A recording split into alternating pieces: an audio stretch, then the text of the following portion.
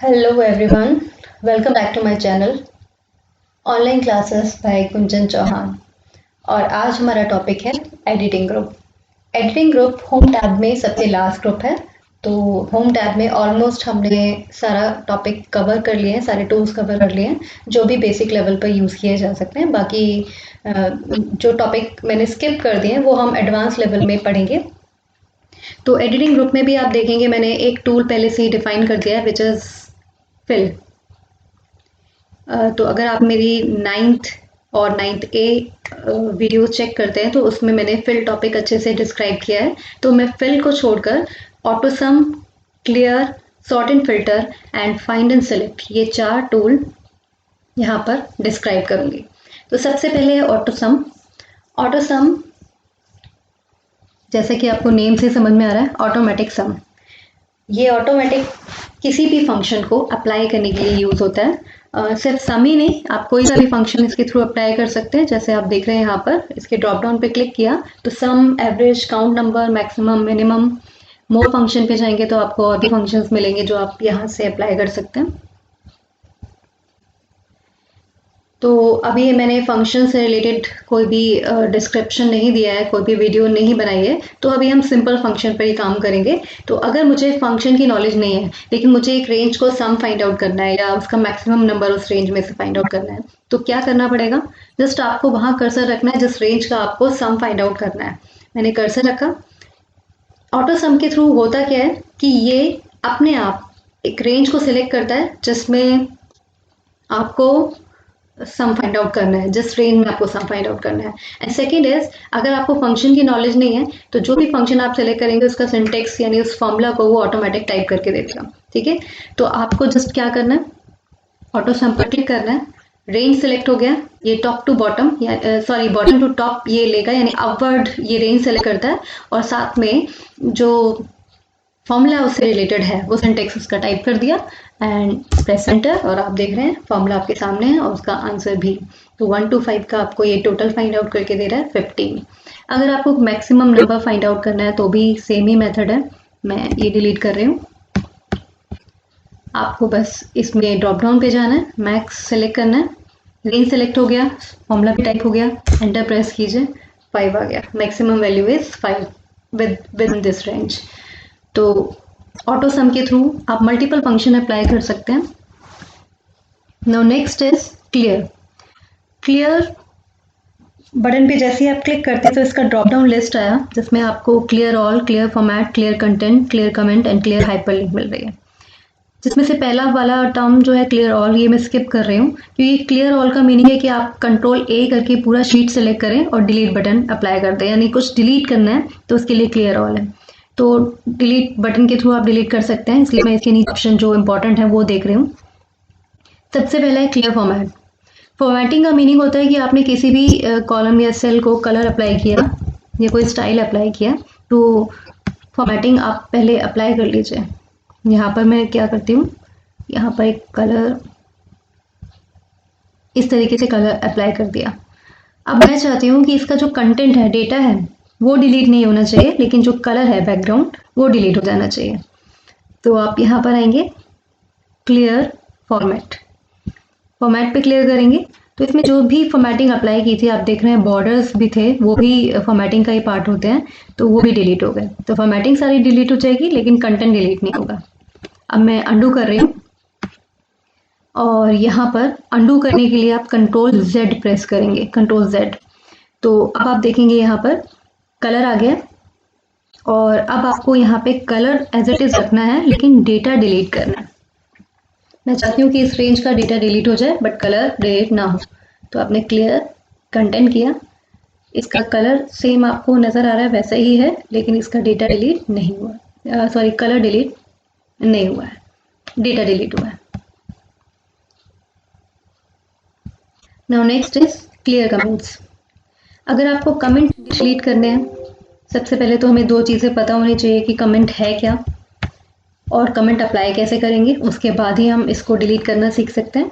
तो कमेंट्स का मीनिंग होता है कि आपको किसी भी सेल्स के रिगार्डिंग या आपको कोई डिस्क्रिप्शन देना है जो आप यहाँ पर शीट में लिखना नहीं चाहते हैं। तो आप डिस्क्रिप्शन दे सकते हैं। फॉर एग्जांपल ये डेटा है, बट आप चाहते हैं कि इसका फॉर्मूला आप डिस्क्राइब कर दें कि क्या फॉर्मूला अप्लाई किया गया है। जैसे मैंने यहाँ पर सेलेक्ट किया और अब मुझे इस सेल को कमेंट देना है। कमेंट देने के लिए वैसे तो रिव्यू टैब में ये ऑप्शन होता है क्रिएट कमेंट का, लेकिन अभी हम इंसर्ट नहीं करेंगे कमेंट को रिव्यू टैब के थ्रू। अभी हम सिर्फ शॉर्टकट के थ्रू देख रहे हैं। शिफ्ट F2 इसकी यहाँ पे कमेंट देने के लिए शॉर्टकट होता है। Shift F2 for comment, inserting comment. तो यहाँ पे मैं टाइप कर देती हूँ this is comment.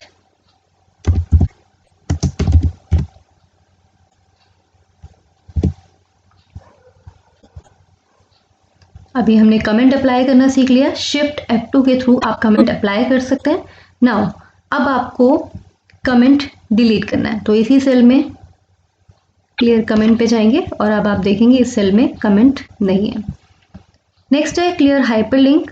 Hyperlink apply करने के लिए आपको कंट्रोल K प्रेस करना है। जैसे ही आप किसी सेल में कंट्रोल K प्रेस करते हैं तो एक हाइपरलिंक बॉक्स ओपन हो जाएगा। ये ऑप्शन वैसे तो इन डेप्थ हम बाद में समझेंगे, अभी सिर्फ मैं आपको इस टॉपिक को थोड़ा सा क्लियर कर देती हूँ कि हाइपरलिंक के थ्रू कर क्या रहे हैं। हम हाइपरलिंक के थ्रू किसी भी टेक्स्ट को किसी शीट से या किसी वर्कबुक से या किसी फाइल से लिंक कर सकते हैं, ताकि जब भी हम उस टेक्स्ट पर क्लिक करें तो डायरेक्टली वो फाइल ओपन हो जाए या वो शीट ओपन हो जाए। अभी फिलहाल मैं शीट के साथ लिंक करूंगी। तो मैंने क्या किया है, मैंने यहाँ पर उस सेल को सिलेक्ट किया, कंट्रोल K प्रेस किया। कंट्रोल K प्रेस करने से इंसर्ट हाइपरलिंक आ गया और इसमें मैंने प्लेस इन दिस डॉक्यूमेंट लिया है ताकि मैं किसी और शीट को सिलेक्ट कर सकूं। तो मैंने यहाँ पे किसी शीट को, कोई भी शीट ले लेते हैं, यहाँ पर फाइनेंशियल या डेट ले लेते हैं, डेट। ओके करेंगे ये यहाँ पर। अब आप देख रहे हैं हाइपरलिंक क्रिएट होके आ गया है। हाइपरलिंक आपने कहाँ पे देखा है, जब आप गूगल पर कोई भी कीवर्ड टाइप करते हैं और एंटर प्रेस करते हैं तो आप देखते हैं कि उस कीवर्ड से रिलेटेड डायरेक्टली पेज ओपन नहीं होके आता है, आपको कुछ लिंक्स नजर आते हैं। वही लिंक इसी तरीके से बनते हैं। आप देखेंगे इसी तरीके से ब्लू कलर में आपको यहाँ पर भी लिंक नजर आ रहा है। और जैसे मैं कर्सर यहाँ लेके जाऊंगी तो जो भी मैंने फाइल को लिंक किया है या जो भी मैंने शीट को लिंक किया है इसमें, वो ओपन होके आना चाहिए। फिंगर टिप में कन्वर्ट हो जाएगा। इस पर क्लिक किया और वो फंक्शन की जो मैंने डेट फंक्शन से रिलेटेड शीट को इसको लिंक किया था, वो फंक्शन यहाँ पे अब सामने नजर आ रहा है। तो मैं वापस आती हूँ। अब हमने हाइपरलिंक क्रिएट करना तो सीख लिया है, बट हमें यहाँ पर सीखना था क्लियर ऑप्शन। तो क्लियर बहुत ही ईजी है, आपको बस उस सेल को सिलेक्ट करना है, क्लियर हाइपरलिंक और रिमूव हाइपरलिंक। अगर आप रिमूव हाइपरलिंक करते हैं तो आप देखेंगे हाइपरलिंक यहाँ पर रिमूव हो गया और साथ में इसका जो लिंक शो हो रहा था, यानी कि इसका जो कलर वगैरह शो हो रहा था फॉन्ट, वो भी डिलीट हो गया। तो ये बेस्ट रहता है। 2 ऑप्शन है, लेकिन आप जब भी यूज करें तो ये वाला ऑप्शन रिमूव हाइपरलिंक यूज करें। क्लियर हाइपरलिंक में आपका फॉन्ट चेंज नहीं करेगा, आपको सिर्फ खाली उस लिंक को डिस्कनेक्ट कर देगा। जैसे मैं आपको दिखा देती हूँ। अगर यहाँ पर ऑप्शन अगेन आता है, अंडू किया, क्लियर हाइपरलिंक करते हैं। मैंने क्लियर हाइपरलिंक कर दिया, लेकिन फिर भी आप देखेंगे ये हाइपरलिंक का साइन जिस तरीके से होता है, MT2 को कलर किया हुआ है और अंडरलाइन भी है, यानी फॉर्मेटिंग डिलीट नहीं हुई इसकी। तो बाद में ये बोल रहा है क्लियर हाइपरलिंक एंड फॉर्मेट, यानी अब आपको यहाँ पे फॉर्मेट्स भी डिलीट करने हैं इसके। तो यस, फॉर्मेटिंग भी डिलीट करनी है। तो आपको 2 टाइम्स इस ऑप्शन को यूज करना पड़ेगा, यानी आपको पहले हाइपरलिंक क्लियर करना है एंड देन उसकी फॉर्मेटिंग क्लियर करनी है। तो इट्स बेटर कि आप रिमूव हाइपरलिंक यूज करें, तो दोनों ऑप्शन एक साथ यहाँ पर अवेलेबल रहते हैं। Now next is sorting and filter.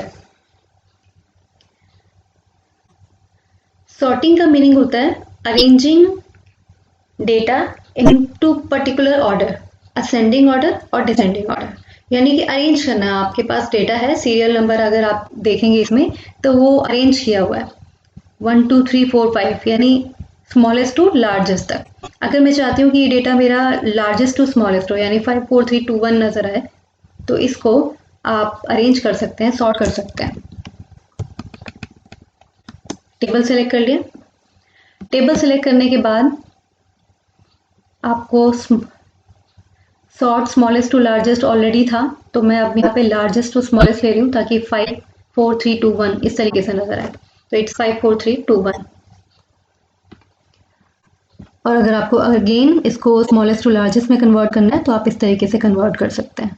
तो आप देख रहे हैं यहाँ पर सीरियल नंबर को आपने यानी कि जो फर्स्ट कॉलम है उस कॉलम को आपने यहाँ पर अरेंज कर लिया। Now next is custom sort.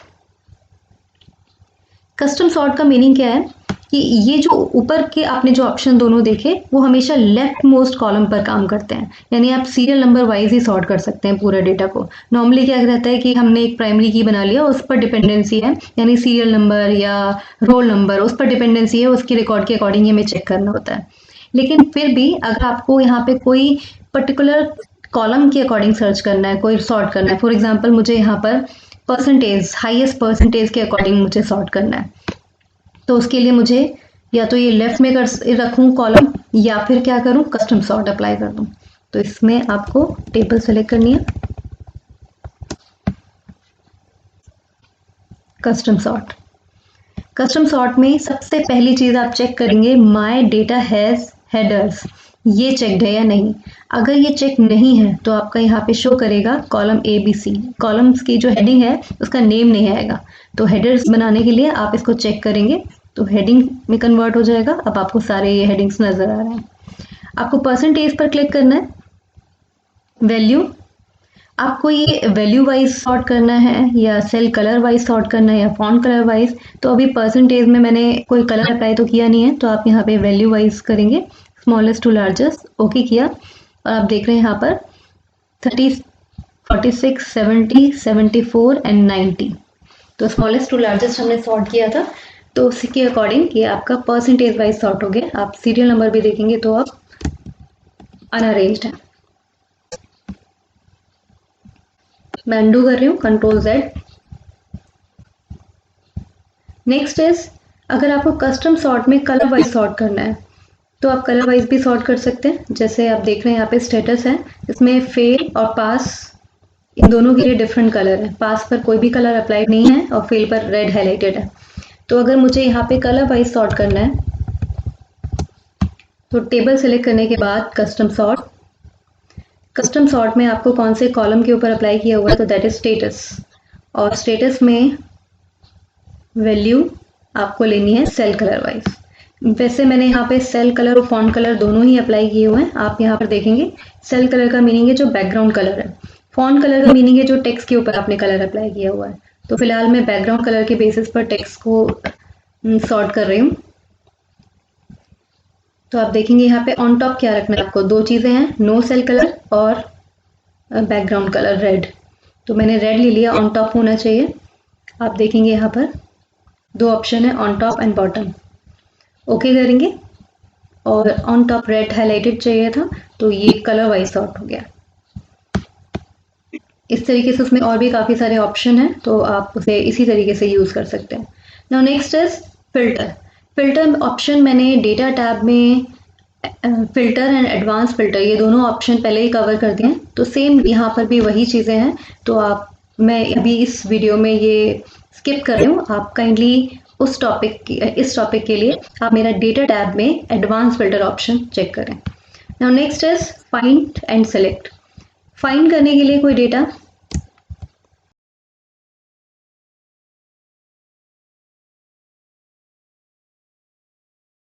आपको यहाँ पर फाइंड करना है, उसके लिए आप Ctrl+F फॉर फाइंड यूज करेंगे। यानी आपको कोई भी कीवर्ड सर्च करनी है। फॉर एग्जांपल मैंने यहाँ पे पहले सर्च किया हुआ है रैंक, तो मैंने यहाँ पे टाइप कर दिया रैंक, फाइंड, और आप देखेंगे रैंक जहाँ पे भी मिलेगा वहां पर ये डायरेक्टली स्विच हो गया, ये सेल सेलेक्ट होके आ गया।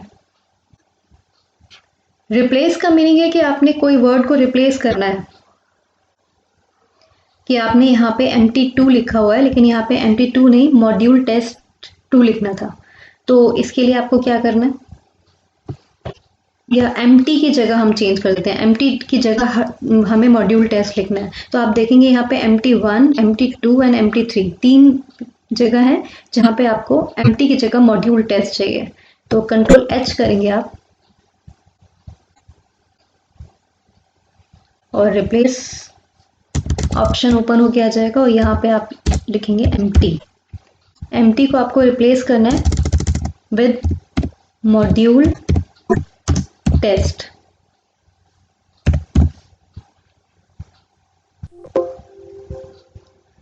और अब आप चेक कर सकते हैं जहां जहां एम्प्टी लिखा था वो कन्वर्ट हो गया है मॉड्यूल टेस्ट में। Now empty module test 1, module test 2 and module test 3। Next one is go to command, control G। आपको डायरेक्टली किसी सेल में स्विच करना है तो आप किसी सेल में डायरेक्टली स्विच कर सकते हैं वाया गो टू कमांड। ये स्क्रॉलिंग जो इस तरीके से आप स्क्रॉल करते हैं शीट को, ये इस तरीके से, तो इसका जो टाइमिंग है स्क्रॉल करने के लिए में जो टाइम वेस्ट होता है उसको ओवरकम करता है। आप डायरेक्टली किसी भी सेल पर स्विच कर सकते हैं। तो मैं आपको यहाँ पर रैंडम सेल यहाँ पे सेलेक्ट कर लिया और सीधे मुझे A2 में जाना है जहाँ पे सीरियल नंबर लिखा हुआ है, यानी टाइटल दिया हुआ है मैंने सीरियल नंबर। तो यहाँ पे हम गो टू कमांड के लिए कंट्रोल G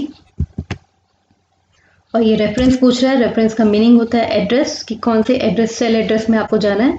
तो हमें चाहिए यहाँ पर A2 सेल में।